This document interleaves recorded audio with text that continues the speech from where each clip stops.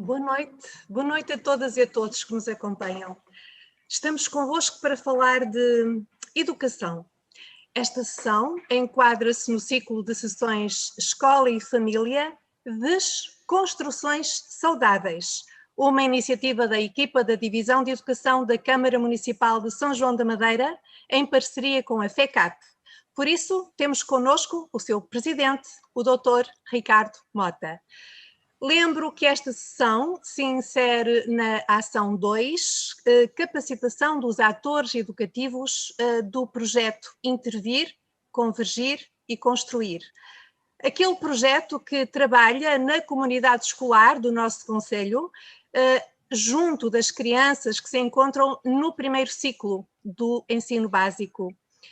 Relembrando, esta ação estratégica do projeto Capacitação dos Atores Educativos consiste na dinamização de sessões de capacitação parental dirigida às famílias, com a intenção de possibilitar a partilha de experiências das suas práticas parentais, criando-se dinâmicas que nós queremos que sejam estimuladoras, de reflexão e que abram caminho para outras práticas mais ajustadas, mais assertivas e que fomentem a participação e o envolvimento de toda a comunidade.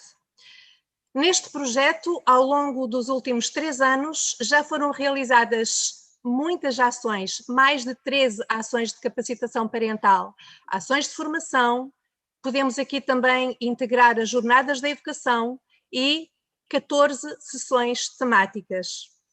A intervenção realizada em contexto de confinamento pelo projeto não se cinge, portanto, ao acompanhamento das crianças e das respectivas famílias na área da aprendizagem e ao nível emocional e comportamental, que é aquilo que está a ser feito pela equipa, mas há também aquela grande tendência de fazer estas sessões temáticas e de envolver através das redes sociais, potenciando a forma de comunicação e alcançando assim um maior e mais diversificado público.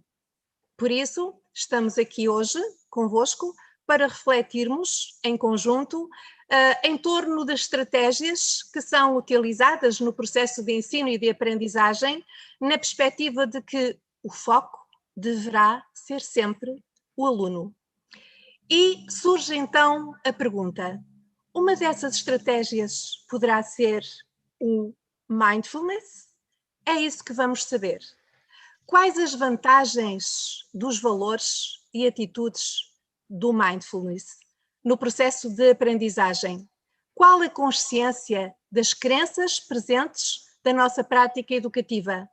E poderíamos continuar a colocar essas questões, porque vamos ter alguém que com certeza estará capacitado para as responder.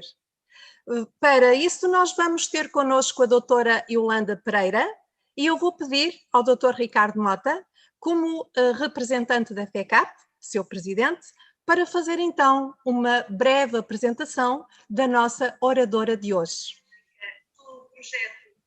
Olá, muito boa noite. Antes de mais, agradecer desde já à doutora Yolanda Pereira por a amabilidade que tem em nos apresentar este tema. Eu passo a apresentar a doutora Yolanda Pereira uma pequena nota curricular. Foi fundadora do projeto de intervenção educacional Eduque Informado, que tem como intenção facilitar ferramentas às famílias e à escola com o objetivo de criar contextos mais possibilitadores para as crianças. Dinamiza cursos e workshops, utilizando as ferramentas do Mindfulness, Coaching e PNL, palestras, consultoria em parentalidade consciente e educacional e programas de coaching para adolescentes. É licenciada em Educação de Infância, especializada em coordenação pedagógica e direção técnica, facilitadora de meditação mindfulness em contexto educativo, coach parental educacional, trainer oficial do método Laser de Pedro Vieira, facilitadora de parentalidade consciente pela Academia de Michaela Owen e formadora. Tem também certificação internacional em coaching e a certificação internacional em programação neurolinguística da Life Training. Bem, e como estamos hoje com muita vontade de ouvir falar no que é isto do mindfulness na educação e qual é esta, que possibilidade é esta, eu passo a palavra então à doutora Yolanda para nos elucidar. Muito obrigado. Boa noite.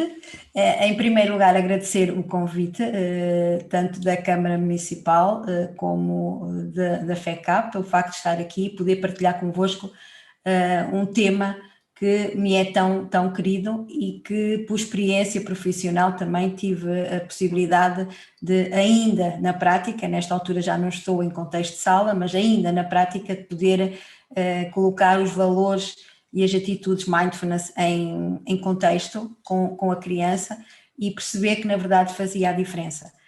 Hoje vou falar-vos um pouco e se calhar possivelmente aqui a minha intenção será sempre a de provocar reflexão, tanto nas famílias como nos docentes, aliás em toda a comunidade educativa, porque a criança não está só com os pais, não está só com os professores, há todo o mundo que envolve a criança. Aliás, gosto muito de um provérbio africano que diz que para educar uma criança é preciso toda uma aldeia, e para mim acho que é mesmo isso, porque eles aprendem daquilo que vem, daquilo que observam, dos modelos, e não aquele modelo em específico.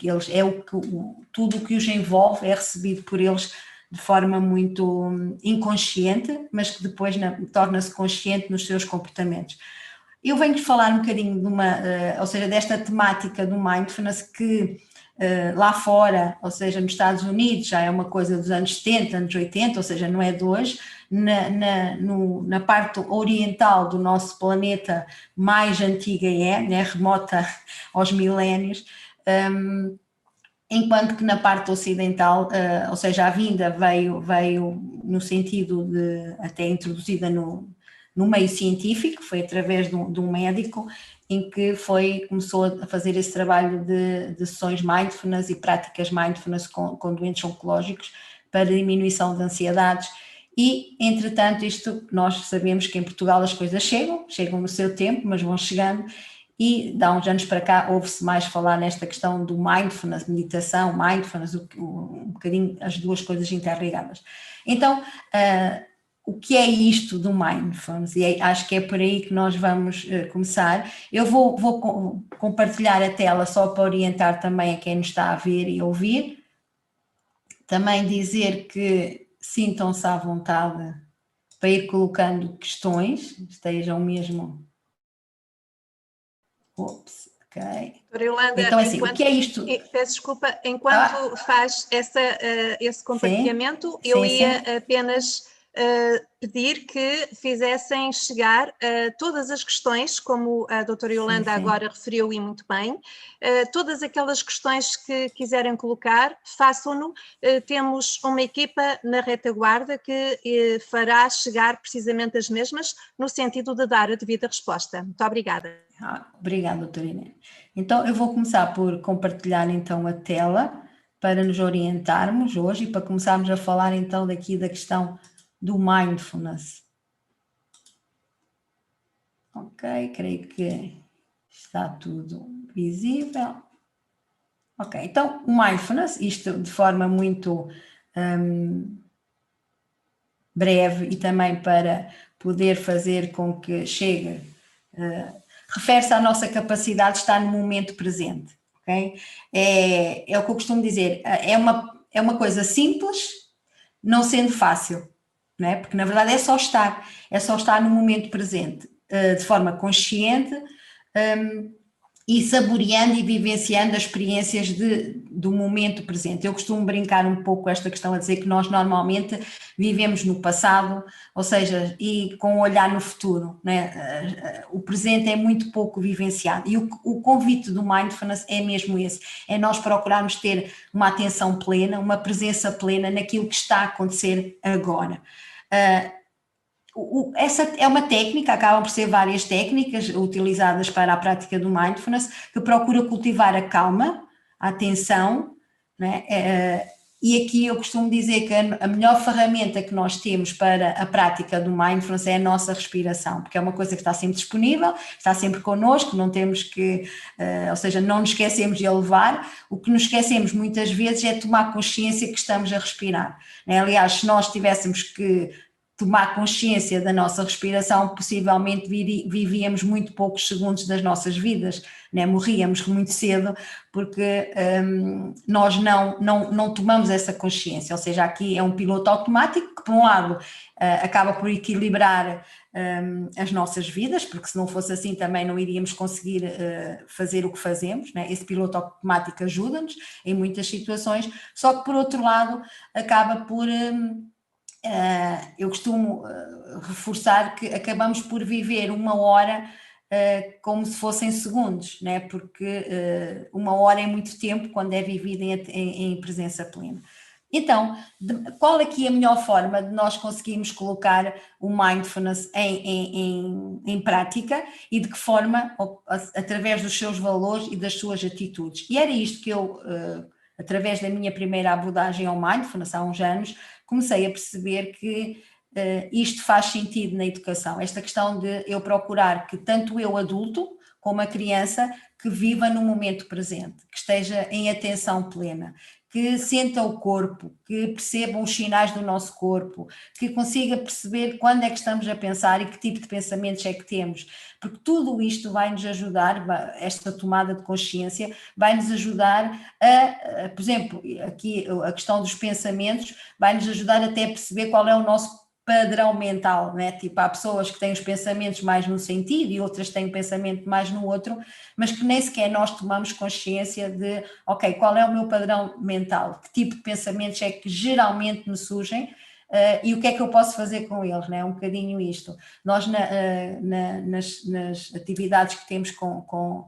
as crianças em relação à prática do mindfulness, eu costumo dizer-lhes que olhem os pensamentos como nuvens, que ficam um bocadinho, mas vão embora. Né? Tipo, os pensamentos também é um bocadinho isso, mas essa tomada de consciência, na verdade, faz toda a diferença a nível do stress, da ansiedade. Então eu agora vou passar a partilhar convosco os 4 valores fundamentais do mindfulness. E estes valores, na verdade, são muito importantes na área da educação e nós temos alguma dificuldade, nós adultos, não tanto eles, crianças, na verdade eles conseguem vivenciar isto de forma muito plena. Aliás, a criança, eu costumo dizer que o meu trabalho com as crianças em relação ao mindfulness não é ensinar-lhes a prática do mindfulness, mas é assim fazer com que eles não percam a prática do mindfulness, porque as crianças geralmente, a maior parte delas, até uma certa altura, depois começam a ser influenciados pelos adultos, vivem no momento presente, eles não têm a questão do futuro, para eles o futuro não é uma coisa muito abstrata, e também a questão do passado também não, né? Eles vivem muito naquilo que está a acontecer com eles naquele momento. Depois vão crescendo e também nós aí temos um bocadinho, né? Eu não falarei em culpa, mas temos essa influência de os fazer apressar, de os fazer andar mais rápido do que geralmente eles querem andar. Ou seja, somos nós que estamos ali um pouco a tirá-los desse momento presente. Então aqui eu vou passar a descrever cada um destes valores, começando pelo igual valor, que é um valor, passando a redundância da expressão, que é um valor que o adulto tem muita dificuldade de colocar em prática com a criança. A questão de eu olhar para a criança com o mesmo valor, ou seja, achar que a criança tem o mesmo valor que eu, adulto. E aqui valor, a questão das emoções, no valor na questão dos pensamentos, no valor na questão das opiniões. Okay? E eu gosto de fazer aqui um parêntese quando falo na questão do igual valor, porque eu tratar a criança com igual valor não significa que vou deixar fazer tudo o que ela quer. São coisas completamente diferentes. Okay? Da mesma maneira que eu posso tratar outra pessoa adulta na minha relação, seja como docente, seja como pai e mãe, com igual valor, e cada um de nós nessa relação tem que colocar os seus limites. Nesta questão, com a criança é exatamente a mesma questão. Com a questão do aluno, eu aqui vou falar nos diferentes contextos da comunidade educativa, porque também é a minha intenção fazê-lo, tanto na família como na escola, é importante eu dar espaço à emoção que o meu filho ou que o meu aluno está a expressar naquele momento. E eu dar-lhe espaço a que ele exprima o que sente, a que ele diga o que pensa, eu estou a tratá-lo com igual valor. Ok? E muitas vezes as pessoas dizem assim, ok, mas eles, sei lá, a uma certa altura, que depois acham que podem tudo, acham que querem tudo, acham que tudo é fácil e que tem que ser tudo, a resposta tem que ser sempre positiva do outro lado. Eu costumo dizer que se nós tratarmos a criança ou o aluno com igual valor, ele vai aprender, é uma fantástica oportunidade também, dele aprender a respeitar o valor do outro. Okay? Porque se eu respeito com igual valor, o modelo que eu lhe estou a dar é o modelo de respeitar o outro, certo? Por isso, para mim, é simples, é o que eu costumo dizer, isto é tudo muito simples. Na prática, não é muito fácil. Porquê? Porque nós próprios, adultos, também tivemos uma educação e também fomos tratados de outra maneira. Eu costumo dizer que, a nível do mindfulness na educação, isto tem que começar numa altura qualquer. E quando nós sabemos, quando todos nós sabemos, quando as coisas começam, né, que encontram obstáculos, que encontram barreiras, e é normal que aconteça, isto é um processo, não é de um dia para o outro, porque mesmo as crianças, sei lá, com 6, 7, 8 anos, já têm alguma dificuldade de ter este espaço, né, já têm dificuldade de ter este espaço todo mas é importante este trabalho. Outra questão tem a ver, outro dos valores é o respeito pela integridade. E aqui a questão da integridade, eu costumo utilizar uma metáfora até, que é como na relação que eu tiver com a criança, com o aluno, é importante eu colocar a pessoa, a identidade daquela pessoa atrás de mim, tipo protegê-la, pô-las nas costas, atrás de mim, tipo eu defendo-te, agora vamos falar do teu comportamento. Isto é respeitar a integridade. E nós normalmente, tanto na família como na escola, quando falamos com o aluno, quando falamos com a criança, falamos muito, ou seja, o comportamento é a identidade, misturamos aqui muitas coisas e através das nossas palavras, a integridade muitas vezes deles é ferida, é magoada. Quando eu lhe digo que tu és um preguiçoso, tu não consegues fazer nada direito, ou seja, esta integridade da pessoa, da identidade, está a ser beliscada. É diferente eu dizer, ok, neste momento este teu comportamento não foi muito correto, ok? E é fácil aqui utilizar 2 verbos que fazem com que este respeito pela integridade aconteça. É eu falar, em vez de falar no tu és, o ser é no estar, tu estás. Porque até o facto de eu falar tu estás a ter este comportamento, eu estou a dar indicação à criança que ela pode deixar de estar. Okay? É uma escolha. Enquanto quando eu digo tu és, ok, então se eu sou, esta questão de integridade começa a ser tão física que a própria criança vai crescendo, o aluno vai crescendo e vai começar a acreditar que ele é mesmo aquilo e automaticamente o que é que acontece? O nosso sistema, por uma questão de alinhamento, o meu comportamento tem que dar resposta à minha identidade, senão eu sinto-me desalinhada, ok? E nós adultos temos muitas situações dessas, não é? Quando eu digo, ok, para mim isto é muito difícil porque eu sou uma pessoa muito insegura, okay? Isto vem de lá de trás.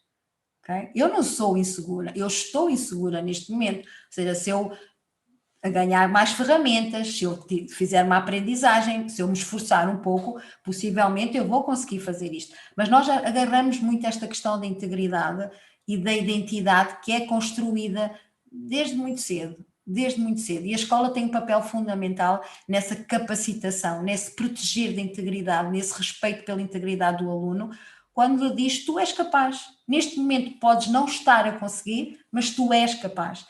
E nós normalmente não o fazemos, né? Eu sou docente, não na prática, mas sei bem daquilo que estou a falar e aliás eu só falo de mim, não falo dos outros, né? Porque eu conheço-me e eu sei que eu tive que fazer esta reflexão também, porque no meu discurso estava tudo isto, né? Por isso é muito importante, para mim estes 4 valores são só 4, mas que mexem no mundo.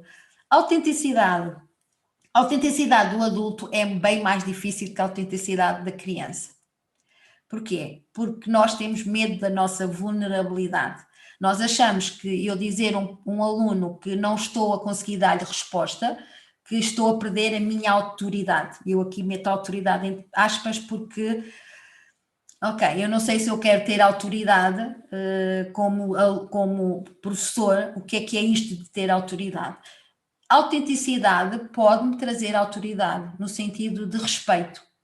Para mim é mais funcional e é um objetivo mais bonito de se querer alcançar, o respeito pelos meus alunos, do que propriamente a autoridade para com os meus alunos. E aqui a autenticidade é tão importante, porquê? Porque se eu for um adulto autêntico, eu vou estimular para que a criança também seja autêntica, para que ela tenha espaço de errar, de dizer que não é capaz, de mostrar as suas próprias fragilidades. Porquê? Porque muitas vezes, quando isto não acontece, primeiro, há duas coisas que acabam por surgir dessa situação, da não autenticidade, que é o facto de eu estar a dar um modelo que não é o real, ok? Nós somos imperfeitos e fantasticamente imperfeitos, como eu costumo dizer, fantasticamente imperfeitos. Aliás, nós somos, o nosso valor, a nossa riqueza de seres humanos vem dessa imperfeição, certo? Mas às vezes o modelo que nós damos aos alunos, modelos que nós damos às crianças, independentemente da idade deles, desde o secundário até ao pré-escolar, até à creche, se for preciso, é do modelo perfeito. Tipo, eles é que estão mal, eles é que se enganam, eles é que erram e nós adultos somos perfeitos. E o que é que acontece? Duas situações. Ou podemos ter alunos ou crianças, e eu aqui faço sempre este paralelismo, que desistem de procurar essa perfeição, porque começam a perceber que não são capazes, e então não vale a pena. Ou então temos outros que passam a vida toda à procura dessa perfeição e nunca estão satisfeitos com eles. Ou seja, de uma forma ou de outra, não é muito saudável. Não é muito saudável. Por isso é importante eu dizer, eu mostrar ao meu filho, mostrar ao meu aluno, que sim, não sei tudo, que sim, que também me engano, que sim, que também erro, e principalmente que consigo melhorar sempre se eu quiser.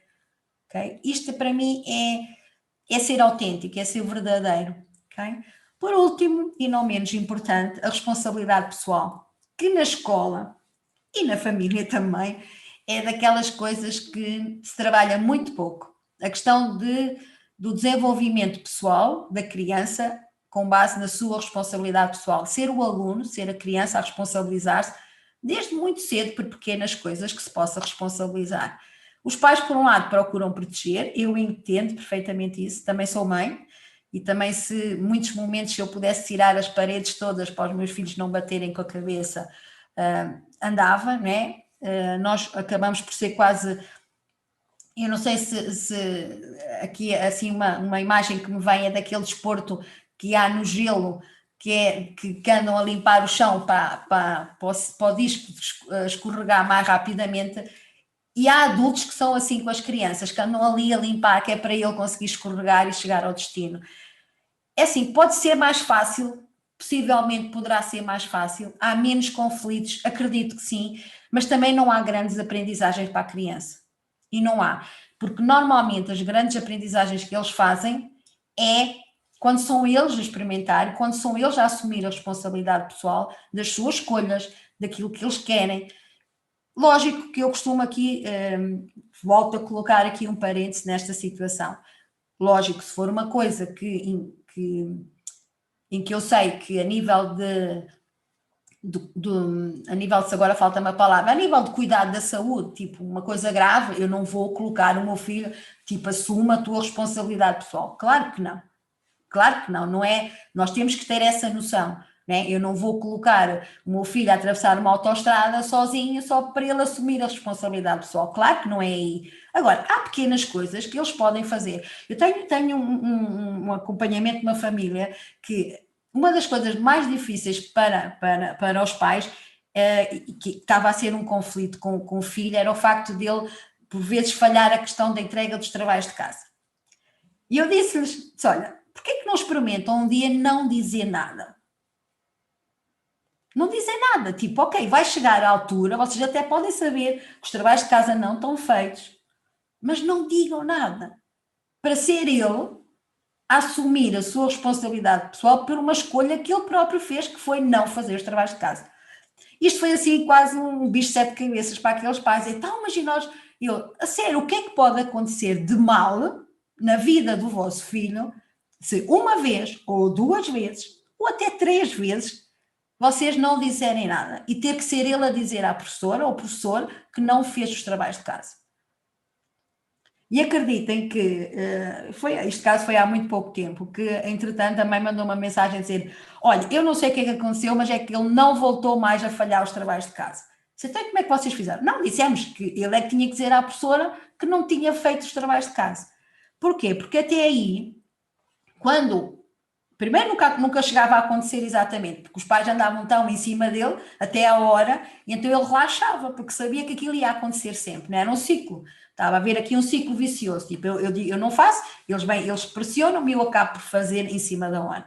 Quando deixou de haver isso, ele sentiu-se perdido, é verdade, porque ele estava habituado a uma coisa que deixou de existir. Mas o facto daquilo se repetir mais 2 vezes, ele percebeu que ele tinha que assumir a responsabilidade pessoal, porque senão, todas as vezes que aquilo acontecesse, era ele que tinha que dizer à professora que não tinha feito os trabalhos de casa. E isso não é fácil. Não é fácil de eu chegar ao pé de alguém, mesmo como adulto, dizer, olha, eu não fiz, ok? A partir daí, os trabalhos de casa começaram a ser feitos, ok? Mas, na verdade, no meio deste processo, uma das coisas que mais curiosidade até que eu tive foi o facto mesmo da dificuldade dos pais não deixarem que ele assumisse essa responsabilidade. Né? E isto mesmo interessante, porque somos nós, os adultos, que temos a responsabilidade final no meio disto tudo, mas podemos entregar-lhes pequenas responsabilidades que vão ajudá-los para o resto da vida. Não é para a fase académica, é para a fase de adulto, quando eles têm que assumir as suas responsabilidades. Ok, então agora, de que forma é que nós podemos colocar estes valores em prática? Através de atitudes, certo? Porque isto é tudo muito bonito, mas depois, se eu não assumir se eu não tiver uma atitude, ok, são só valores que até podemos colocá-los em casa ou na escola, assim logo à entrada, mas não tem muito, são valores sem valor, não é? Então, de que forma? Através destas atitudes, ok? Do não julgamento. E eu aqui vou procurar, eu vou só parar aqui um bocadinho para saber se há alguma questão, se há alguma, doutora Irene, já agora, só para... Sim, já temos aqui, já temos várias questões, mas eu se calhar iria pedir à doutora Yolanda para fazer a apresentação e daqui a 5 minutos faremos uma pausa. Boa. Já temos aqui algumas questões. Ok. Obrigada. Ok, então vamos aqui à questão das que atitudes do mindfulness, ok? O não julgamento. Esta é, ok, a escola em si, né, e aqui vou falar um bocadinho da escola, a escola em si, ok, tem muita dificuldade em praticar o não julgamento, até pela questão da avaliação, né, começamos por aí. Já se anda aí, alguns países já estão aí com umas experiências interessantes, na questão de não haver testes, de não haver, ou seja, haver uma progressão de aprendizagens e ser o próprio aluno a assumir a sua responsabilidade e perceber que o que é que quer aprender, o que é que pode aprender, o que é que faz sentido aprender, mas isso ainda está lá muito longe, ainda está lá muito longe. Na verdade, o julgamento na escola é uma coisa que está muito presente na maneira como, pequeninas coisas, como se corrige um teste, né? Eu costumo dizer que o ideal num teste era valorizar o que o aluno fez e não é o contrário. Normalmente o que se valoriza, o que fica ali mais forte num teste é aquilo que ele não fez, não é? Geralmente é, até pelas cores, até isso pode não ter influência, mas tem a sua influência. A utilização das cores na correção de um teste marca a diferença. Por isso o não julgamento é daquelas coisas que na prática não é muito fácil, porque nós temos esse julgamento. Eu quando eu recebo um aluno na sala, automaticamente na minha observação eu julgo, na minha vida pessoal eu julgo, é uma coisa que está tão enraizada que é um belo exercício de mindfulness, ok? Por isso é que estas atitudes são de mindfulness, que são o quê? São eu tomar consciência no momento em que estou a julgar e parar de o fazer. diminuindo cada vez mais. Eu só consigo modificar uma atitude se eu tomar consciência dessa atitude. E nós temos muito pouca consciência, na verdade, num discurso em que temos, e eu dou formação para docentes também com conteúdos no Mindfulness, e temos vários exercícios práticos em que elas veem uma situação e têm que falar sobre aquilo que está a acontecer ali, uma imagem, e nessa descrição, à partida, que seria uma descrição, há julgamento. Quando eu digo, dá-me a ideia que ele não está a fazer aquilo muito bem, eu estou a julgar. Dá-me ideia, ou estou a ver que aquele desenho podia estar melhor, eu estou a julgar. Ou até no sentido contrário, se eu disser, uau, tu estiveste fantástico, fizeste isto hoje tudo muito bem, eu estou a julgar na mesma. Okay? O julgar não é só no sentido da parte negativa, mas sim também quando eu digo aquilo que não está lá, né? Quando eu digo que fizeste isto muito bem, aquilo não está lá. Eu posso dizer, olha, percebi, por exemplo, que durante o teste estavas muito concentrado. Okay? Isto não é um julgamento, é uma observação. Eu descrevo aquilo que observo. Por isso é o que eu digo, esta tomada de consciência dos momentos de não julgamento e de julgamento exigem de nós esta atenção plena, esta presença plena no momento presente. Segunda atitude, paciência. Paciência que as coisas não acontecem. O doutor Ricardo, ok, eu sei, isto, né? A paciência é paciência no processo, paciência no sentido de eu, como professor, dizer, ok, este aluno tem um ritmo diferente do outro aluno, ok? E eu tenho que ter paciência, eu tenho que dar espaço a que a aprendizagem seja feita ao ritmo dele, sabendo eu como professor que a responsabilidade da entrega de melhores estratégias, de melhor contexto é minha sempre. É minha, não há volta a dar, ok? Mas esta paciência, no sentido que a criança tem um ciclo de desenvolvimento, é importante, e eu costumo, quando lido com os docentes do secundário, normalmente a paciência aí desaparece um bocado. Porquê? Porque eles olham para calmeirões, não é? Calmeirõezões grandes, enormes, que muitos deles maiores até que o professor já, e a exigência, pelo facto do tamanho deles ser maior em relação à responsabilidade. E eu acho que aí é importante essa paciência de perceber que, sim, eu cresci muito a nível físico, mas a nível cerebral não cresci assim tanto. Okay? É preciso paciência também comigo. Por isso eu acho que é importante. Da mesma forma que aqui também é preciso paciência da escola para os pais, dos pais para a escola, okay? De todo o contexto é preciso muita paciência. Por isso é que eu digo, estas atitudes são transcontextuais. Isto dá para qualquer contexto da comunidade educativa. Okay? Na família também, o não julgamento pelo filho, o não julgamento entre pai e mãe, o não julgamento com a escola, a paciência com todos, né? Também é tão importante. Mente principiante, outra das atitudes. Mente principiante, esta é a prática pura do mindfulness. É eu olhar as coisas pela primeira vez. Que, na verdade, é isso que acontece, certo? Sempre. Eu nunca vejo duas coisas duas vezes. Pois não? Não. Nós vivemos num momento presente. O passado já não existiu. O futuro não existe.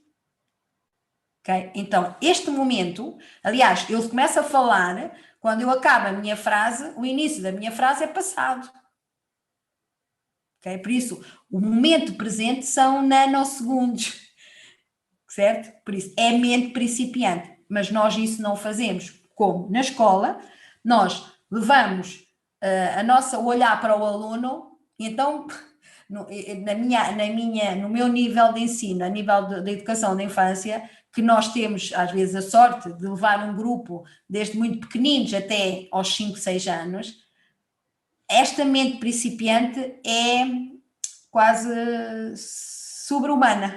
É difícil, porque nós recebemos o aluno no ano a seguir, a criança no ano a seguir, e achamos e vamos balizá-la por aquilo que nós conhecemos do ano anterior, do mês anterior, da semana anterior. E não é, nós não somos iguais, nós não estamos iguais. Não é? Eu, na semana passada, não estou a mesma pessoa que estou esta semana. Muita coisa aconteceu por mim. E esta questão da mente principiante faz com que eu olhe para o aluno, olhe para a criança com curiosidade, com entusiasmo, porque é a primeira vez que eu estou com ele naquele momento. Sempre. Sempre. É um conhecimento. E isto na educação, acreditem que faz muita diferença. Eu olhar para um aluno com curiosidade, como se fosse mesmo tipo, como se estivesse a conhecê-lo novamente todos os dias de manhã. Porque muita coisa acontece desde que ele sai da escola até que entra no dia seguinte. Okay? E os pais exatamente a mesma coisa. Né? Muita coisa acontece desde a manhã que o deixam na escola e o final do dia que vão buscá-lo. Ele não é o mesmo ao final do dia, ele é diferente. Por isso esta mente principiante é assim, é mesmo fantástico, porque é isto que acontece, ponto final. Nós é que não sabemos, não estamos muito conscientes disso. Confiança. Aqui a confiança está um bocadinho interligada. Aliás, eles estão todos interligados, as atitudes acabam por estar todas interligadas. A confiança é mesmo confiar no meu aluno, confiar no meu filho, confiar que ele é capaz, confiar em mim também, que eu sou capaz de melhorar sempre, de ser uma melhor pessoa, de ser um melhor professor, de ser um melhor pai, confiar no processo, confiar que tudo encaixa. Pode demorar mais tempo, pode demorar menos tempo, mas as coisas encaixam. Confiar na capacidade dos meus alunos, que eles são capazes, são muito capazes. Não esforço. O não esforço normalmente traz lucidez. Okay? Quando eu vivo as coisas em muito esforço, a minha lucidez, a minha clareza desaparece. Eu brinco aqui um pouco com a questão de quando nós perdemos a chave de casa ou quando perdemos qualquer coisa e estamos ali todos baforidos, começamos a ficar furiosos e o tempo a contar e não conseguimos encontrar. E depois paramos um bocado, né? E que já sei onde é que eu pus. Okay? Porquê? Porque nesse momento de não esforço cerebral é quando normalmente a clareza surge. Okay? Por isso é uma das coisas que eu digo. Quando eu não, às vezes em relação a uma dificuldade que eu estou a ter na escola, uma dificuldade que eu estou a ter em casa, ok, vamos dormir, amanhã logo se vê, acreditem que às vezes funciona.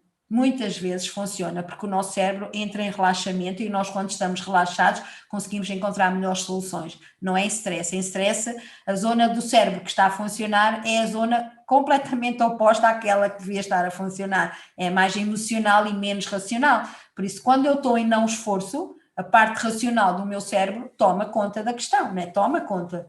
Tipo, tudo o resto está calmo e eu consigo.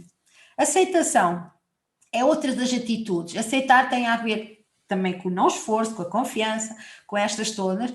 Aceitar que há coisas que eu não consigo mudar e nós às vezes gastamos tantas energias naquilo que não depende de nós, não depende de nós mesmo. Há coisas que não dependem do aluno, há coisas que não dependem dos professores e há coisas que não dependem da escola. E aí essa aceitação funciona muito bem nesse sentido, uma questão de eu conseguir gerir melhor as minhas energias nas batalhas que fazem sentido ter, é importante. Outra questão também da aceitação é o facto de, imaginemos, eu estou a ter dificuldades com o aluno, se eu aceitar primeiro que estou a ter dificuldades, acreditem que eu consigo a seguir descobrir melhores estratégias. Quando eu aceito qualquer coisa, e eu aqui costumo colocar outro parênteses, aceitar não significa concordar, ok? Eu aceito que está a acontecer, mas não concordo. São coisas completamente diferentes. O que é que acontece? Quando eu aceito, se eu não concordar, eu consigo ter melhores estratégias para mostrar ao outro, mostrar ao aluno, mostrar aos pais, ou entre outros contextos, que as coisas podem ser de outra maneira. Mas primeiro tem que aceitar que aquilo está a acontecer. Tem que aceitar que a família pode pensar diferente da escola, tem que aceitar que a escola possa pensar diferente da família e depois comunicar. A última atitude do mindfulness tem a ver com o deixar ir. O deixar ir é mesmo isso, é deixar ir. Há coisas que, então na parentalidade eu acho que está assim muito presente, Então, quem tem filhos, e os meus filhos nesta altura já são adultos, e quando eu olho para trás, eu penso, nossa, as arrelias que eu tive por coisas tão insignificantes no mundo deles, no crescimento deles. Como é que é possível, às vezes, haver tanto conflito dentro da família, mesmo, né? E aí falo mesmo dentro da família, com coisas que não vale a pena, que se nós deixássemos ir, conseguíamos viver em maior harmonia, menos conflitos com os nossos filhos. Porque há coisas que eles podem não conseguir fazer numa certa altura, mas vão fazer mais tarde. Okay? Como? Através do meu exemplo, através do meu modelo. Se eu fizer, eu motivo-os a fazer. Okay? Por isso, este deixar ir é mesmo muito, muito importante. Agora, eu coloquei aqui só algumas coisas, porque eu acho que a prática do mindfulness pode ser feita desta tomada de consciência, através de eu colocar em prática estas atitudes. Há outro tipo de práticas que nós podemos introduzir nas escolas, que há projetos fantásticos, já cá há alguns, fora há muitos mais, mas cá já há algumas escolas que estão com alguns projetos muito interessantes, que têm a ver com o quê? Aqui a diferença que eu faço entre a meditação e o mindfulness também é importante para quem nos está a ouvir, ou seja, a meditação formal é aquela meditação, ok, que nós conhecemos, de prática, meditação guiada, meditação contemplativa, atenção aos sons, ou seja, há várias vertentes, e há práticas do mindfulness também através da respiração, que podem ser feitas, sei lá, 3 minutos dentro da sala todos os dias antes de começarmos o dia, faz uma diferença enorme nos alunos, e não é preciso grandes coisas, não é preciso grandes materiais, nada. A respiração é uma coisa nossa, eles têm as cadeiras nas salas, sentam-se na sua cadeirinha cada um, nem é preciso espaço extra, ok? Fecham os olhos, concentrar na respiração, 3 respirações profundas faz uma diferença imensa. Por exemplo, sei lá, os mais velhinhos, a nível de testes, entram para um teste, em vez de começarmos nós, professores ali todos, sentem-se, não façam barulho, diz, ok, vamos fazer uma prática de mindfulness, antes de começar o teste. Tudo pronto? Ok, então vamos fazer 3 respirações profundas. Ou então vamos pôr uma música de 1 minuto, 2 minutos e vamos estar atentos à música. O que é que vai acontecer? A nível cerebral há uma diminuição, né? Há uma diminuição naquele momento, há uma calmaria para preparar para outra coisa. Né? É um trazer ao momento presente. Por isso são pequeninas coisas que, na verdade, nós podemos introduzir dentro da sala de aulas. Como, sei lá, tipo em momentos que eles estão em alguma atividade mais individual, colocar uma música baixinha, calma, né? Não faz diferença, antes pelo contrário, faz com que eles fiquem concentrados à música e até deixem outro tipo de barulhos sejam, porque está tudo muito calmo e eles próprios vão respeitar aquele contexto, porque também se vão sentir bem naquele contexto, o adulto também se vai sentir bem naquele contexto. É importante também criar esse bem-estar para todos os que estão dentro do contexto da escola, da sala. Na família, exatamente a mesma coisa. Práticas tão simples como, e aí para a família vou colocar coisas mais do dia-a-dia, vou sugerir-vos coisas mais do dia-a-dia. Lavar os dentes com a mão contrária. Eu, para lavar os meus dentes com a mão, que não é minha, é predominante, eu tenho que estar no momento presente. Enquanto que se eu lavar com a minha mão habitual, né, a predominante, eu estou a pensar noutra coisa qualquer, nem sequer estou a ver, ok, é uma técnica.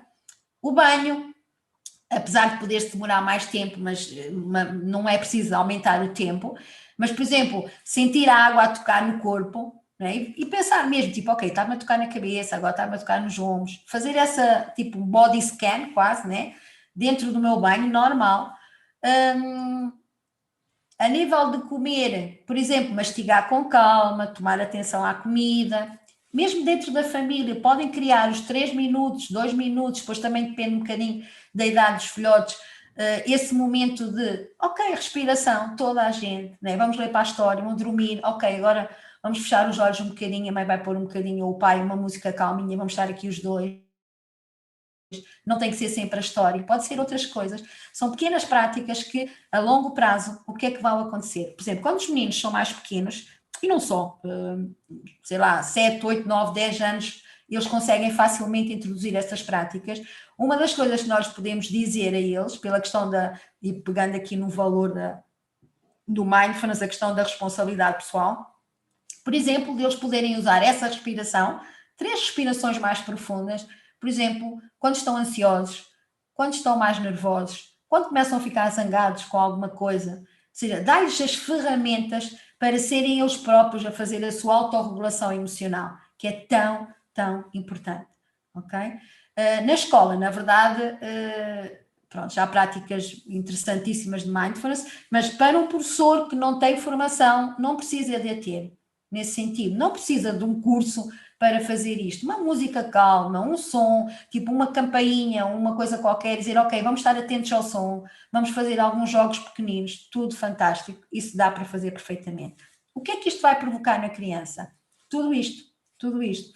A questão da memória, trabalha-se muito a questão da memória, da concentração, porque, por exemplo, o facto de eu estar concentrado na minha respiração, eu começo a entrar mais em mim e começo aqui, de certa forma, a colocar um filtro em relação ao exterior, né? Fico mais concentrada em mim, do autoconhecimento também, do autocontrole, diminui a impulsividade, porque se eu pensar, ok, quando eu começar-me a sentir muito zangado com qualquer coisa, em vez de eu fazer qualquer coisa com as minhas mãos, como geralmente bater, ou normalmente é por aí que vai, não é? Porque a raiva faz-nos fazer muitas coisas, né? Pede ação, porque não usar essa emoção para outra coisa? Gerir de outra forma a emoção. E aí o que é que eu vou fazer? Diminuir a minha impulsividade e aumentar o meu autocontrole, ok? Porque o mindfulness também é isso, é eu conhecer os sinais que o meu corpo me dá perante as situações. A nível da empatia, da compreensão dos outros, né? Porque se eu, por exemplo, imaginemos, se eu tiver uma prática de mindfulness com aquelas atitudes, eu não vou julgar, eu vou aceitar, automaticamente a empatia vai aumentar. A resolução de conflitos começa a ser mais fácil, porque eles começam a ter estas ferramentas também para fazer com os outros, para dizer, olha, acalma-te, respira fundo, anda, vai lá, respira fundo, não te chateies. Eles também conseguem, né? Eles então são, em relação aos adultos, têm essa vantagem, muitas vezes são eles que começam-nos a ensinar, né? Quando nós começamos a dar estas ferramentas. A ansiedade diminui, o stress diminui, a capacidade de perceber as coisas à sua volta, essa tomada de consciência também começa a ser muito trabalhada, compaixão, generosidade, o altruísmo, tudo isso faz com que comece a haver essa transformação, na verdade, no mundo da criança. Agora, pegando para os adultos, né, e aqui pus educadores, pais, educadores, professores, educadores adultos, todo o adulto que esteja em relação com a criança, uma das vantagens é a escuta consciente, é eu começar a escutar o outro de forma mais consciente, ou eu escutar-me a mim próprio de forma mais consciente. É a minha escuta, porque um professor, eu costumo dizer, e os pais também, é quase como mal de profissão, né? Nós achamos que temos que falar muito e escutamos pouco. E o mindfulness o que nos pede é um bocadinho também isto, este ouvir, esta escuta ativa que é tão importante. Então, na educação, eu costumo dizer que quando eu ouço o meu aluno, eu, por vezes, não preciso de dizer muito, porque eles também, o que eles procuram também é esse espaço de poderem comunicar, de poderem ter alguém que ouça do outro lado. Por isso, esta escuta consciente é muito importante. Outra questão que surge como vantagem desta prática do mindfulness, desta presença plena, é a autorreflexão. Eu acho que é quase automático. Quando eu começo a parar e começo a olhar as coisas de outra forma, isto começa logo a mexer comigo, a dizer, ok, de que outra maneira é que eu posso ter esta relação com os meus alunos, de que outra forma é que eu posso ter esta relação com os meus filhos?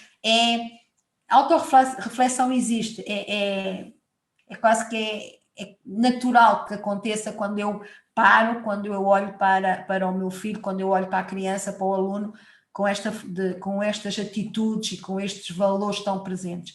E claro, da autorreflexão vem o autoquestionamento, sem dúvida, eu começo-me a questionar, eu costumo às vezes brincar, a dizer, ok, se calhar há coisas que eu preferia não saber, porque a partir do momento que eu começo a saber umas coisas, isto leva-me a agir, leva-me a mudar, leva-me à mudança, leva-me à transformação, e então isso dá-me trabalho, né? Mudar, transformar, dá muito trabalho, mas eu acho que também só assim é que faz sentido Só assim é que faz sentido. Ok, então eu vou, vou fazer esta pausa também para perceber se... Ok. Sim. Obrigada, doutora Yolanda. Ouvimos-la com muita atenção. Temos um chat muito interativo, temos muitas questões aqui. Eu vou começar por colocar a primeira e depois pedirei ao doutor Ricardo Mota que coloque também uma, porque eu sei que também está atento. E a primeira questão que me aparece aqui, e eu vou juntar duas numa, é a seguinte. Será que as escolas estão preparadas para implementar práticas de mindfulness? E como é que poderão ser geridas essas práticas com programas tão extensos? A primeira pergunta. Ok, e é uma boa pergunta. É uma boa pergunta que normalmente é usada, essa pergunta é usada em quase todos os momentos que se quer transformar a escola. Também, ok? Todos os momentos que se tenta introduzir qualquer coisa de novo, e com todo o respeito, atenção, porque eu sei, na verdade, os programas são extensos e as dificuldades, os desafios, eu prefiro falar em desafios, os desafios para com os professores são reais, ou seja, não é a realidade. Agora, a questão tem a ver muito com a minha aceitação, porque na verdade, quando eu falo com muitos docentes, uma das maiores dificuldades que eles têm tem a ver com o saber estar do aluno dentro da sala de aulas. O facto de, e com toda a legitimidade, dizerem que há um gasto de energia em controlar o aluno, em fazer com que ele fique quieto a ouvir, em que ele... Sim. Então é assim, possivelmente, isto é quase como é questão da paciência, pegando aqui na atitude, possivelmente é preferível eu perder 3 minutos todos os dias com os meus alunos desde 14 ou 13 de setembro, investir, porque possivelmente aquele tempo que eu vou perder no início eu vou ganhar a longo prazo, dentro desse ano ainda. Porquê? Porque, lógico que eu também acredito que há aqui coisas que, se começarem muito mais cedo, é mais fácil para os ciclos que vêm depois, é verdade. Só que em alguma altura tem que começar, certo? E eu acredito que se conseguir a colaboração da minha turma, eu consigo entregar o meu programa. Ok? Agora, muitas vezes o que eu também noto, e porque tenho esse conhecimento, é que o docente está tão focado no seu desafio, na sua dificuldade, que se esquece que o aluno pode ser um colaborador, pode fazer parte dessa entrega de programas, de currículo, de conteúdo, pode fazer parte desse processo também. E continuamos a ver a escola como o professor, ok, transmite o conteúdo e o aluno recebe o conteúdo. Quando hoje em dia a vida dos alunos fora da escola não é essa. A acessibilidade a conteúdos hoje em dia é fácil ter. Antigamente não. Antigamente os conteúdos só estavam nos manuais dos professores. Agora não, eles vão ao Google, né? O senhor Google sabe tudo, certo?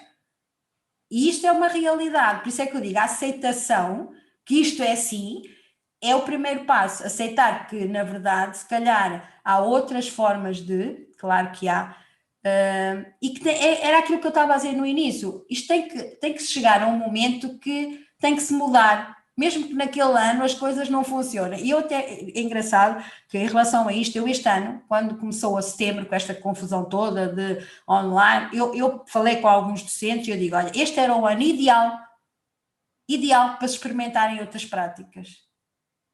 Era o ano ideal, porque na verdade, é assim, o resultado já não vai ser o mesmo, possivelmente. Há alunos super desmotivados com os online. Okay? Porquê? Porque o online há menos controle do outro lado também, e eles não estavam preparados a viver isso. Por isso, sendo difícil introduzir um programa de mindfulness, não sei se será 3 minutos por dia, possivelmente não é muito difícil. 3 minutos de manhã, 3 minutos a seguir ao almoço, não sei se será difícil. Agora, que é uma experiência, é, como tantas outras que nós tivemos no sistema de ensino, mas creio que é possível, Acho que é um investimento. Não sei se respondi, espero ter respondido. Sim, sim. Doutor Ricardo, o som. Peço desculpa. Eu cliquei 2 vezes. Eu queria perguntar aqui também aquilo que nós notamos cada vez mais nas nossas crianças e jovens, tem a ver com esta... Falou-nos já há bocado daquilo que é o estar no momento presente, mas o que eu vejo nestas crianças, nestes jovens, é uma ansiedade brutal com um momento futuro, e em especial com um desses momentos, que é a avaliação. Como é que podem as crianças aplicar técnicas de mindfulness quando são bombardeadas com pressão relativamente ao aproveitamento escolar? Eu vou responder, não sei se vai gostar da resposta, doutor Ricardo, mas vou responder com toda a autenticidade. É assim, primeiro, a questão é assim, eles têm esses mecanismos, porque os jovens, aliás, a criança, desde muito cedo, tem essa capacidade de flexibilidade, de adaptabilidade enorme, mais do que o adulto. Eles vão se adaptando. Agora, a minha questão é, a que custo? A que custo? Porquê? Porque a questão da avaliação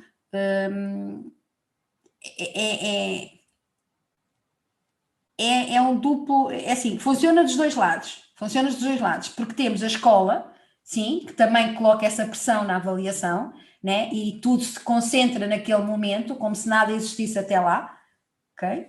E depois temos os pais que também não ajudam muito nessa história, né? Porque a nível da comunicação que é dita a um jovem é tipo, se não estudares ou se não te aplicares não vais ser ninguém na vida, ok, colocam nessa avaliação, nesse resultado, quase, sei lá, toda uma vida. E eu costumo dizer que a escola só são, no máximo, 12 mais 4 anos. 16 anos de vida. Nós vivemos até quantos? Cada vez mais. 80, 90. Só são 16 anos. Será que é assim tão importante o peso da aprendizagem que é feita nos primeiros 22 anos da nossa vida? Não sei. Se calhar não é. Não é? Se calhar não é, porque há alunos, e temos muitos casos de alunos que andaram, mesmo na universidade ou até antes, normalmente até ao 12º, andaram ali a sofrer imenso para conseguir ter notas, para conseguir estudar, porque não se encaixam no ensino, porque o método de ensino, porque aprendem de outra forma, e a escola, nós sabemos que por muita inovação que tenha surgido nos últimos anos, mas ainda dá resposta a um tipo de aprendizagem, okay? É um pouco ainda muito dentro da caixinha, não salta muito para fora, e todos os alunos que não encaixam nessa caixa, desculpa, vão sobrevivendo ao sistema de ensino obrigatório, entram na universidade, normalmente, se entrarem então no curso que eles querem, são fantásticos alunos. Porquê? Porque aí há espaço para a caixa deles, não é? E depois, quando chegam ao mercado de trabalho, geralmente são aqueles que conseguem coisas fantásticas também. Porquê? Porque uma das coisas que eu acho incrível na escola, e aí não é, nem sequer estou a falar dos docentes, porque a responsabilidade não é deles mesmo, é mais lá em cima, é o facto de a escola estar a preparar alunos que o mercado de trabalho não quer. Não quer. Porque nós abrimos um anúncio de emprego, certo? E o que eles querem é alguém flexível, criativo, versátil, capacidade de relação, de relações humanas e não sei o quê. E eu digo, ok, onde é que a escola desenvolve essas competências? Não desenvolve, ok? Por isso eu digo, sim, a avaliação tem o peso, porque os adultos estão a dar esse peso. E depois temos alunos que vivem super angustiados e com depressões, com ansiedades malucas por causa da avaliação, e temos outros que Ok, vão sobrevivendo, não é? Vão sobrevivendo e vão colocando tipo, isto não me interessa, isto não é importante para mim, porque é outra forma de eu me adaptar a essa pressão da avaliação. Agora, que ela existe dos dois lados, não é? Existe da família e existe da escola, ok? Muito bem. E aquilo que nós devemos fazer é criar aqui condições para que exista a vontade de aprender ao longo da vida aquilo que são os 16 ou 18 anos da vida de alguém. Nós devemos pensar que nos tempos que correm já não são esses 16 ou 18 anos. Daí que é necessário que haja a criação de condições para que as pessoas se envolvam neste processo educativo que terá de ser ao longo da nossa vida. Sim, sem dúvida. Mas eu tenho aqui duas questões que gostaria de colocar, que também vou juntar numa só, para tornar mais fácil e também para poder abranger aqui todas aquelas que nos estão a chegar. Doutora Yolanda, é possível introduzir a prática do mindfulness na modalidade de ensino à distância em que nos encontramos? E como é que poderão os professores fomentar em contexto de ensino à distância, que é a atual sala de aula, o mindfulness? Ok. É assim, é possível porque eu faço. É assim, eu tinha... Temos a prova. Ok, é assim, eu tinha, na verdade, tinha um grupo de crianças que estavam a fazer um mindfulness em sessão presencial, isto até 13 de março do ano passado, e quando as coisas ficaram todas, pronto, naquele impasse, o que é que vai acontecer, eu propus aos pais experimentar. Fizemos a experiência, na verdade, de passar para online. O que eu percebi foi que, neste caso, como eram sessões individuais, lógico que é diferente a abordagem, ou seja, o que eu trabalho com eles agora é uma coisa muito mais profunda, é diferente. Mas quando fiz o primeiro início foi em grupo, e o que fizemos foi adaptar. Por exemplo, uma das coisas que nós criamos, que eu criei com eles, foi a possibilidade de falarmos sobre aquilo que eles estavam a sentir em relação ao contexto, aquilo que estava a acontecer com eles. Isso é uma prática mindfulness. Mindfulness não é sentar e 20 minutos, que eles também não conseguem fazer isso. Não conseguem. É eu abrir uma tela, por exemplo, e dizer-lhes, olhem, ok, o que é que está a passar com vocês hoje? O que é que anda aí dentro? O que é que vocês acham disto tudo? O que é que sentem mais falta? O que é que está a ser mais difícil? Isto é prática de mindfulness. Eu estou a falar do momento presente. Estou sem julgamento, lembram-se as atitudes. Ok, é isso. Okay? Por isto eu posso, e acho que faria toda a diferença como docente, eu iniciar todos os dias as minhas sessões online com a minha turma e perguntar, ok, como é que vocês estão hoje? Isso é mindfulness.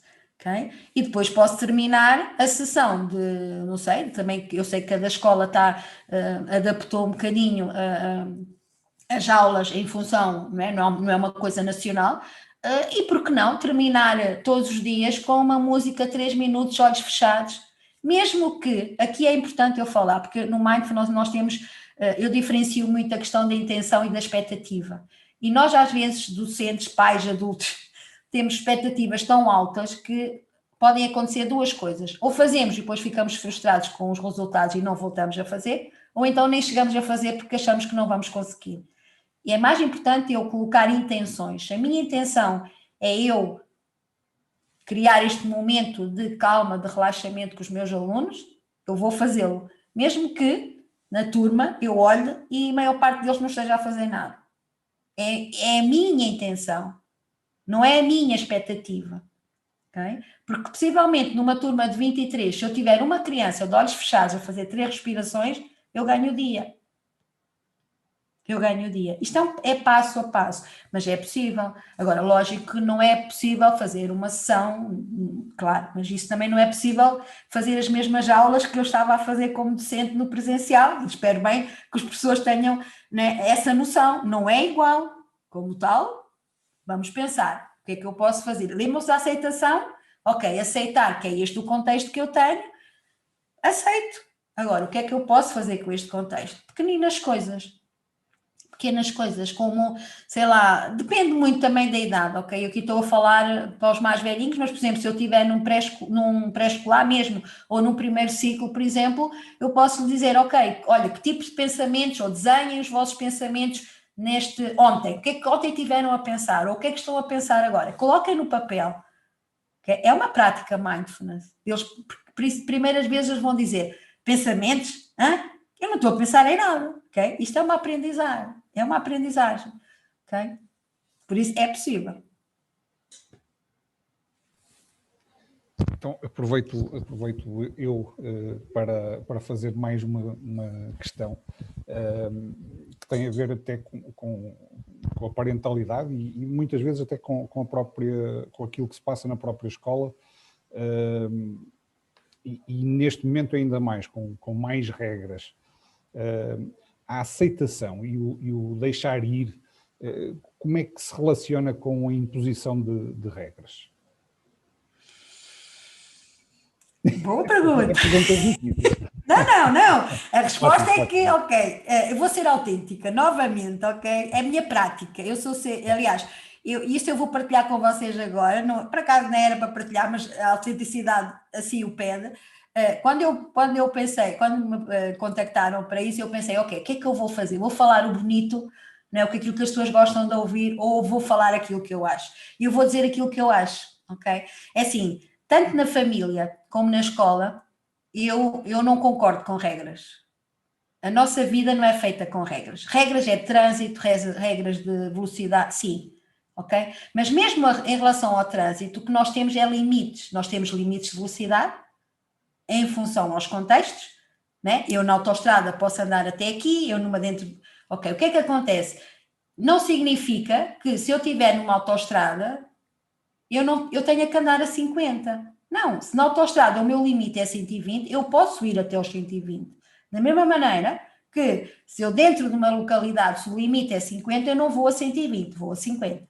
Okay? Por isso eu prefiro falar de limites. Porquê? Porque uma criança desde muito cedo começa a aprender os limites dos outros, ela vai aprender duas coisas: a respeitar o limite do outro e a fazer com que o seu próprio limite seja respeitado. Que é uma das coisas que na adolescência sabemos, aliás, ainda há pouco tempo aconteceu, né, e está aqui a correr nas redes sociais um caso muito dramático em relação a isso, porque as crianças habituam-se a cumprir regras e depois podem chegar a contexto em que não há regras e eles não sabem o que fazer. Enquanto que se eu aprender a lidar com os limites dos outros, eu vou ter sempre outros para lidar. Então vou aprender. Porque na parentalidade, por exemplo, e se calhar um dos conflitos que às vezes acontecem tem a ver com a diferença de limites entre o pai e a mãe. Geralmente há um mais permissivo e há um menos permissivo. Ok, se o filho aprender que com aquele pai pode ser mais permissivo e com aquele não pode, não vai haver conflito. Ele vai saber e está tudo bem. Porquê? Porque a mãe é uma pessoa e o pai é outra pessoa. Né? Eu vou-vos dar um exemplo cá de casa. Há muitos anos atrás era a questão da refeição à mesa. O pai era mais intransigente em relação àquela hora estávamos já à mesa a comer. A mim não me fazia grande diferença. Okay? Então, quando o pai não estava, eles próprios sabiam que podíamos, né? Tipo, oh mãe, olha, dá para comer mais tarde, ou temos que fazer isto. Tranquilo. Okay? E não havia uma falta de respeito por ninguém. Porque naquele momento a pessoa que tinha essa necessidade de comer às 8 horas, porque era um hábito que tinha, não estava e estava tudo bem. Mas quando essa pessoa está, vamos respeitar o limite daquela pessoa, ok? É muito importante. E principalmente, para mim também não faz sentido, numa família que se vive de relações, eu ter regras para viver com alguém. Porque você, entre a sua mulher, pai e mãe, não há regras de convivência, pois não? Não, há respeito de limites. Ok, então porquê é que o meu filho não há de ser igual? Ele faz parte da família, certo? Ok. O que é que eu lhe estou a ensinar? Que ele, nas relações que vai ter com os amigos, na escola, com os professores, vai respeitar os limites da pessoa. Se a professora disser, olha, para mim é importante também eu, como adulto, dar conhecimento à criança dos meus próprios limites. Ok? E é diferente eu dizer, olha, para mim é importante comermos todos à mesa, porque eu gosto de vos ter todos à mesa para conversarmos, do que dizer cá em casa come-se à mesa. Porquê? Porque sim, porque eu digo. Não, porque se na verdade, se nós comemos à mesa, é porque é importante para alguém. Porque não informar o filho que esse hábito existe porque é importante para o pai, ou para a mãe, ou para os dois. Da mesma forma que o professor, dentro do contexto de sala, imaginemos, por exemplo, se for importante ele, enquanto estiver a falar, os alunos estarem a ouvir, o professor pode dizer, olha, para mim, é importante quando eu falo, vocês ouvirem. Muito bem. Doutora Yolanda, posso colocar mais uma questão? Claro que sim. Eu estou aqui, vocês é que vão gerir aqui o tempo, nós ok? Nós temos mais uns minutos. Ok, Eu, tranquila. se calhar, iria colocar mais uma ou duas questões e depois encerraríamos, porque, pronto, esta sessão está mais ou menos estruturada para 1h15, 1h20, mas está a ser extraordinariamente agradável. Nós temos neste momento só nas redes, na rede do Facebook 184 pessoas que estão em direto connosco. Muito obrigada por isso. Obrigada. Agradecemos também à doutora Yolanda por permitir que exista esta interação com aqueles que se juntaram a nós. E a questão que eu tenho agora é a seguinte: as vantagens do mindfulness podem ser observadas em crianças com dificuldades de aprendizagem e também naquelas que têm dificuldade na gestão de comportamento? Claro que sim. Aliás, a prática de mindfulness, como eu referi, é assim, é vantajoso para todos nós. E o adulto, se acreditar que para ele também é vantajoso, também vai tirar vantagem das práticas de mindfulness, acreditem. E não é preciso muito, são práticas muito pequeninas. Todos os dias de manhã, foi o que eu disse, experimentem, lavar os dentes, tudo isso vai ajudar a que o vosso cérebro comece a ficar cada vez mais...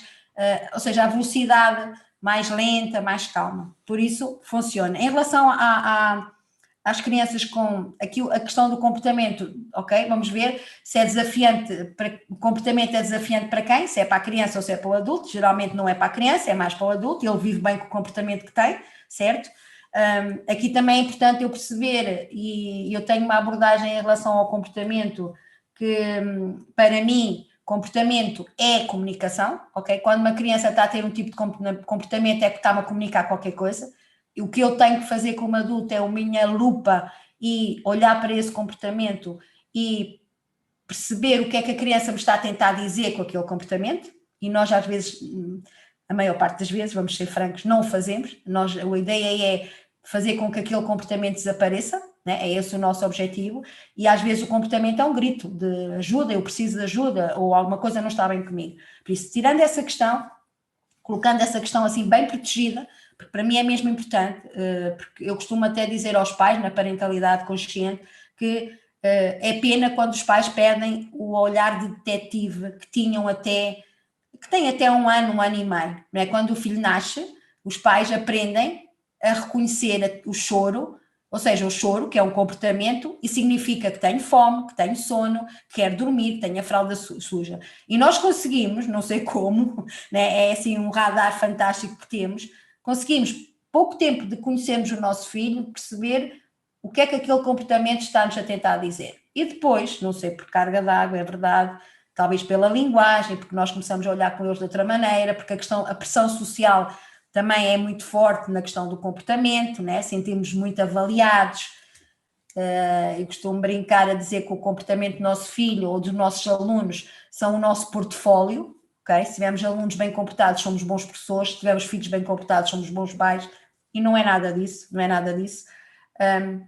E então o que é que acontece a partir de uma certa altura? Nós o que fazemos ao comportamento não é entendê-lo, mas é assim deixar que ele aconteça.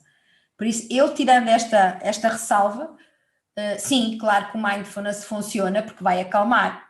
Agora a questão é saber se uma coisa é eu acalmar uma criança no sentido de lhe dar ferramentas para ele se autorregular, que aqui é uma questão de autorregulação, mas também é importante eu lembrar que a melhor forma de regulação emocional, comportamental, é com a corregulação, ok? Eu aprendo a corregular-me. Aliás, eu aprendo-me a regular-me através da corregulação. Ou seja, se eu quero fazer com que alguns comportamentos dos meus alunos, dos meus filhos desapareçam, eu, como adulto, não os posso ter. Né? Eu, se tiver um filho ou um aluno com uma enorme birra, né? Como se chamam as birras, eu não posso fazer outra birra como adulto no momento que vou falar com ele sobre a birra dele, ok? Eu tenho que ir noutro registro. Porque ele olha para mim e vai olhar para um modelo, né? Isso nós podemos experimentar. Né? Nós podemos, isso cientificamente é provado. Né? Se eu encontrar alguém em desespero do outro lado e eu entrar em desespero, eu aumento o desespero, certo? Se eu encontrar alguém desesperada e eu entrar calma, o meu estado vai interferir no estado do outro. Aliás, porque é assim que nós funcionamos quando queremos acalmar adultos, certo? É verdade. Porquê é que não fazemos com as crianças? Uhum. Certo? Qual é a diferença? Não é? Qual é a diferença? Esta para mim é grande. Aliás, ajuda-me imenso e ajudou-me durante muitos anos como educadora, que nos meus momentos mais desafiantes com meninos pequeninos, a pergunta que eu me colocava era, ok, se fosse um adulto, o que é que eu fazia agora? E mudava logo o meu prisma. Porquê? Porque eu, num adulto, não ia utilizar as estratégias que utilizo com uma criança, porque ele não me ia deixar. Certo? É isto. Muito bem. O mindfulness ajuda, não faz milagres, é preciso ver para lá, ok? Ver para lá. Muito bem. Doutor Ricardo, sei que tem aí uma questão mais para colocar? Sim. Acha que a escola continua a apostar num modelo e num tempo que já não existe? Posso falar a verdade? Claro, agradecemos. É o que nós queremos. É assim, há exceções, claro que há exceções, certo? Aliás, por isso é que eu no início também referi que eu aproveito todas as oportunidades que tenho para falar sobre práticas diferentes na educação, porque acredito numa educação diferente, acredito que é possível, acredito que é um caminho, mas sim, estamos muito longe ainda, porque, e aliás, e nota-se, e cada vez se vai notar mais a questão de nós, a nível de resultados, a própria escola, assim, o início da escola era para que todos tivessem acesso à educação, a prática da escola neste momento é para que alguns consigam sair delas formados, porque está muito afunilado, okay? E a questão da necessidade, que a doutora Inês falou no início, eu acho que é importante, a necessidade dos docentes terem esta consciência que, na verdade, a aprendizagem é ao longo da vida. E é aprender para mudar, porque eu às vezes também fico um bocado triste mesmo, não é? Como docente, e se calhar nem devia estar a dizer isto, mas sinto às vezes muito triste, porque há bons docentes que procuram coisas novas, experiências novas, aprendizagens novas. Então, nesta área da educação emocional, do mindfulness, já há bons docentes a fazer trabalhos fantásticos dentro do contexto escolar, mas ainda há muita gente que a formação só significa subir de carreira, ter créditos para... E não pode ser só isso. Não pode, é muito pouco. Porque, na verdade, os alunos que nós estamos a ter na escola são os alunos de hoje, do momento presente. Por isso, nós temos que conhecer o mundo deles, saber. Não vale a pena eu dizer, por exemplo, a um adolescente que aquilo que está no YouTube ou que não tem valor, quando ele, possivelmente, o mundo dele são os youtubers, são os influencers, ou seja, eu como docente tenho que sair da minha caixinha, se calhar, e procurar, e pesquisar, e ver, ok, o que é que eles andam a ouvir? Que tipo de música que... Entrar um bocadinho no mundo deles. No mundo deles, tão exatamente. Senão não consigo chegar, Mesmo. É entrar no mundo deles. Sem dúvida. E na parentalidade também, desculpe, doutora. Exatamente. E na parentalidade também, os pais também. Né? Em Claro. vez de se queixarem que os meus filhos passam muito tempo à frente do computador, se calhar é pensar, ok, o que é de interessante nós temos para lhes oferecer para fazer com que eles saiam do computador. Muito bem. E pensar que eles próprios podem ser e são o exemplo. Sem dúvida. Sem dúvida. Pronto. Uma última questão. Onde é que os pais podem encontrar material para aprenderem e, de certa maneira, implementarem também com as suas crianças estas técnicas? Agora vou puxar um bocadinho a brasa à minha sardinha. Ok? Está à vontade. Assim, sim, porque na verdade é o que eu costumo, eu trabalho diretamente com as crianças e ao mesmo tempo há pequeninas coisas que mesmo que os pais dos meninos com quem eu trabalho diretamente, que lhes vou dizendo alguma coisa, algumas dúvidas, esse trabalho é feito.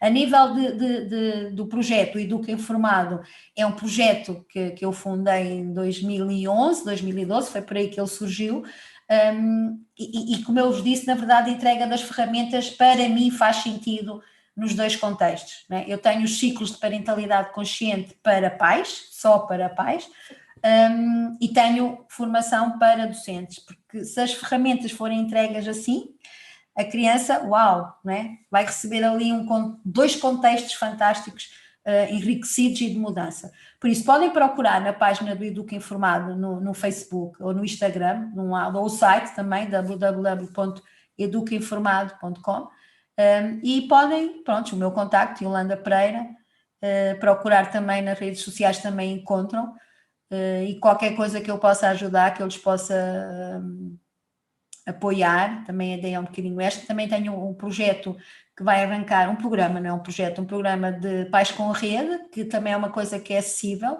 eu até posso também passar essa informação depois, quem quiser. Também vai abrir inscrições assim, são 3 dias por mês, que abre só para os pais, e é uma sessão mensal, e depois tem um grupo no Telegram, um canal, onde é partilhado conteúdo, dúvidas, partilha. A ideia é mesmo essa, sejam pais com rede, ou seja, eu ser um bocadinho essa rede de suporte para os pais. Por isso, é uma questão de procurarem, mandarem mensagem privada, e terei todo o gosto em poder ajudar. Faz sentido para mim também. Muito obrigada pelas dicas. Eu iria terminar aqui. Apenas umas palavras. Em primeiro lugar, para agradecer à doutora Yolanda Pereira estes bons minutos que nos proporcionou. Dizer só também que foi muito importante saber que há técnicas que nós poderemos utilizar para ajudar os nossos filhos, para ajudar os nossos alunos a ter um bom equilíbrio emocional. Aprendemos que é muito importante viver no momento presente, ter consciência do nosso corpo. O espaço para as emoções é muito importante. Estamos aqui também a falar da inteligência emocional, não é? Que deveria de ser uma disciplina que deveria de entrar nas escolas. É um processo de regulação de emoções que aqui se trata e que é muito importante para o nosso equilíbrio, o alinhamento entre o sentimento e a ação. E, essencialmente, é preciso termos a humildade de nos sentirmos e reconhecermos como imperfeitos. O saber ouvir também a nós próprios, e não gostaria de terminar sem antes referir algo que eu acho que ficou também muito patente aqui e que tem a ver com as práticas avaliativas e aquilo que o mindfulness pode proporcionar a essas mesmas práticas. Eu creio que é bem preciso uma mudança de paradigma. Nós aqui em São João da Madeira estamos a viver um projeto que é a organização semestral, que nos obriga a pensar a gestão do tempo de outra forma e, consequentemente, as práticas avaliativas. E creio que estamos num bom caminho. Muito obrigada mais uma vez, doutora Yolanda Pereira. Muito obrigada também a todos aqueles que nos acompanharam, quer pelo Facebook, quer pelo YouTube da Câmara Municipal.